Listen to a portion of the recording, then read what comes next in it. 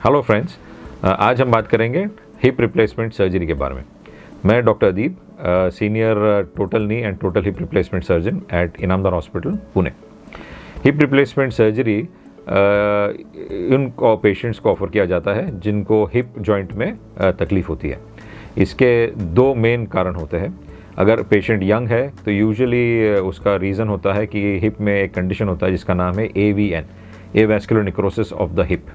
इस कंडीशन में जो ब्लड सप्लाई होती है जो हिप जॉइंट की होती है वो कम हो जाती है। उसकी वजह से हिप जॉइंट जो है वो डिस्ट्रॉय हो जाता है और हिप के अंदर आर्थराइटिस या वेयर एंड टेयर हो जाता है। AVN कंडीशन इन पेशेंट्स में देखने को मिलता है जिन पेशेंट्स को कभी पहले स्टेरॉइड्स वगैरह दिए गए हैं कुछ और कंडीशन के लिए, या फिर कुछ पेशेंट्स में अल्कोहल अब्यूज़ की वजह से भी ये कंडीशन होता है and sometimes without any reason भी हो जाता है।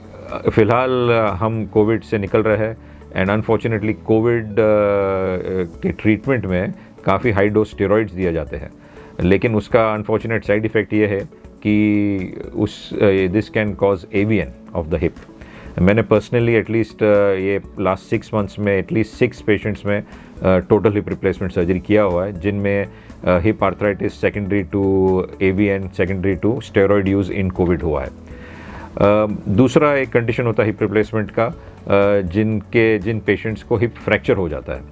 यूजुअली ये एल्डरली पेशेंट्स होते हैं और हिप फ्रैक्चर की वजह से जो हेड होता है, अगर हेड के बिल्कुल नीचे फ्रैक्चर होता है तो वो जो हेड होता है वो फिर वायबल नहीं रहता और उसको फिर रिप्लेस करना पड़ता है। इसमें 2 प्रकार के सर्जरीज होते हैं हिप रिप्लेसमेंट में। एक जो होता है वो टोटल हिप रिप्लेसमेंट होता है, that is mainly done for patients with hip arthritis जैसे AVN पेशेंट्स में, जिनमें जो बॉल भी बदला जाता है और वो जो सॉकेट होता है वो भी चेंज किया जाता है। और दूसरा जो ऑपरेशन होता है वो हेमी आर्थ्रोप्लास्टी होता है, जो हाफ हिप रिप्लेसमेंट होता है। वो मेनली इन पेशेंट में किया जाता है जिनमें हिप फ्रैक्चर हुआ होता है।